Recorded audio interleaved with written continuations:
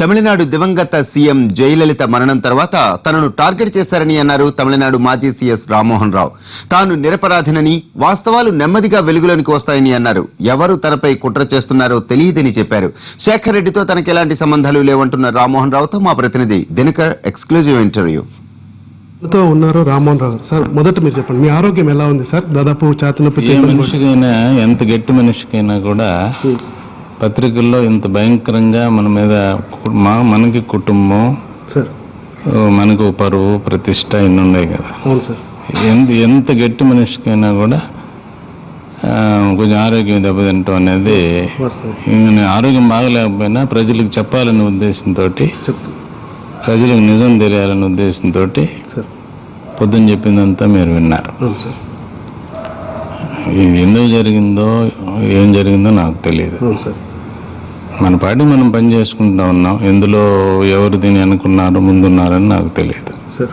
మీరు పొద్దు నుంచి ఉన్నారు కాబట్టి.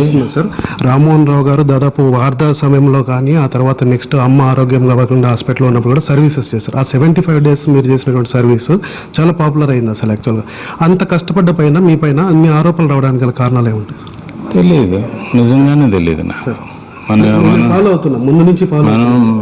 నేను చాలా జాగ్రత్తగా, తప్పు చేయకుండా, మనం వేరే రాష్ట్రంలో పనిచేస్తున్నాము, మనం జాగ్రత్తగా ఉండాలి అని చెప్పి వీలైనంత వరకు ఎటువంటి వ్యవహారాలకి పోకుండా జాగ్రత్తగానే ఉన్నాం. ఏదో తెలియలే. తెలుగు వ్యక్తి చీఫ్ సెక్రటరీ అయిన తర్వాత అందరూ మొత్తం అంతా చూసారు. ఇప్పుడు మీ మీద ఆరోపణలు రాగానే అరే రామ్మోహన్ రావు గారికి ఏమైందన్న ఆర్ద్రత అందరిలోనూ ఉంది. సో మీ ఇంటి పైన దాడులు చేశారంటారు, మీ పైన సోదాలు చేశారంటారు, దీనికి ఏం సమాధానం చెప్తారు? అదంతా మీరు టీవీలో అంతా చూశారు. నాకు తెలుసు, మన తెలుగు ప్రజలు, ప్రపంచంలో ఉండే వాళ్ళందరూ నాకు ఫోన్ చేశారు. మీరు అందరికీ ఉపయోగపడేవాళ్ళు, మిమ్మల్ని నమ్మి ఎంతోమంది 30 సంవత్సరాలు ఇక్కడ చేస్తున్నారో, మీకు ఇలా జరిగిందన్నప్పుడు నేనేం మాట్లాడలేదు. నేను పొద్దున్నే ఎక్స్ప్లెనేషన్ ఇచ్చాను కాబట్టి మళ్ళా దాన్ని మన ఎక్స్ప్లెనేషన్ ఉదయం కూడా బాగా ఎమోషనల్ ఎప్పుడు లేదు, మామూలుగా చాలా తక్కువగా మాట్లాడారు. నేను నాకు తెలియలే, నాకే ఆశ్చర్యంగా, ఆవేశం, ఆక్రోషం. నా జీవితంలో నేను ఇంకో మనిషి మీద కోపడ్డదో అన్నదో లేదు. ఆ ఆవేశం, ఆ ఉక్రోషం, ఆగ్రహం అనేది నాలో ఉండే నిజాయితీ వల్ల బయటకు వచ్చింది. నాలో నిజాయితీ నన్ను మాట్లాడించింది. తెలుగు ఆంధ్రాలో ఉండేటువంటి వాళ్ళు, తెలంగాణ 10 కోట్ల మంది తెలుగు ప్రజలు ఇంత అన్యాయం జరిగిందా రామ్మోహన్ రావు కానీ బాధపడి ఏడ్చినటువంటి కుటుంబాలు ఎన్నో నాకు మా ఇంటికి మెసేజ్ వచ్చాయి. వాళ్ళందరికీ నా కృతజ్ఞతలు.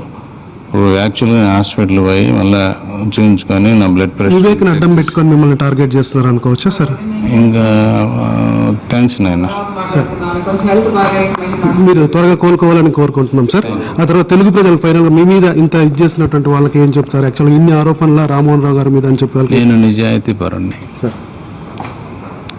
పేద కుటుంబంలో పుట్టి కష్టపడి స్టెప్గా తమిళనాడులో ఉండేటువంటి అన్ని రాజకీయ వర్గాల చేత భేషాన్ని పెంచుకొని ఆ రోజు రేట్ జరిగేంత వరకు నా మీద ఎటువంటి ఆరోపణ కానీ, ఒక తప్పుడు అభిప్రాయం కానీ ఎక్కడ ప్రజల్లో కూడా లేదు. మీకు అసలు సంబంధం లేవలేదు, కానీ ఇచ్చారని చెప్పి పదే ఆరోపణ చేసే శేఖర్ రెడ్డి మీకు సంబంధం ఉందని చెప్తున్నారా? నాకు ఎవరితో సంబంధం లేదు. తనకు ఎవరితో కూడా సంబంధం లేదని చెప్పి ఆయన ఇప్పుడే డాక్టర్ దగ్గరికి వెళ్ళొచ్చి వెళ్తున్నారు. ట్రీట్మెంట్ తీసుకొని కూడా మీరు చెప్పరు, చచ్చిపోయి బతికిన వాడు ఒక మనిషి చంపేసి పాత పెట్టినట్టుగా ఫీల్ అంత ఫీల్ అవుతున్నాం అనమాట. మమ్మల్ని ఎందుకు చేశారో తెలియదు. మేము తట్టుకోలేక ఆయన ఆ బీపీలో చూసారు కదా, హార్ట్ ప్రాబ్లం అని చెప్పి పరిగెత్తి అర్ధరాత్రి తీసుకెళ్ళి అడ్మిట్ చేశాను నేను హాస్పిటల్లో. నేనెవరో కూడా ఈ స్ట్రీట్లో 6 ఏళ్ళ నుంచి ఉంటా, ఒకరికి తెలియదు. నేను బయటికే రాను, అసలు ఇల్లు వదిలిపెట్టి నా గేట్ దాటి బయటికి పోను నేను. మా కుటుంబాన్ని ఇలా చేసేసారు, ఎందుకు చేశారని నాకు తెలియదు. ఇది నా కుటుంబం అంతా రోడ్డు మీద పెట్టేసారు, నన్ను రోడ్డు మీద పెట్టారు, నా బిడ్డల్లో రోడ్డు మీద పెట్టారు. ఆయన కష్టపడి పనిచేసి ఇలా వాళ్ళకి వచ్చారు. మేమేమో ఊరికలు సంపాదించుకుంటాం. 30 సంవత్సరాలు దారపోసాడు తమిళనాడుకి. తమిళనాడు 30 సంవత్సరాలు దారిపోతా నా కుటుంబం కూడా మేము ఒకరికి లేదు. మీరు ఈ మీడియా వాళ్ళని చూసి మేము భయపడి తలుపులు వేసుకోవాల్సి వస్తుంది. మీడియా బయట ముందుకు వచ్చి ఏం చేస్తారని ఈ తలుపులకి గొడ్లు వేసుకొని ఇంట్లో ఉండాల్సి జైల్లో ఉన్నట్టుగా కూడా టార్గెట్ చేశారు.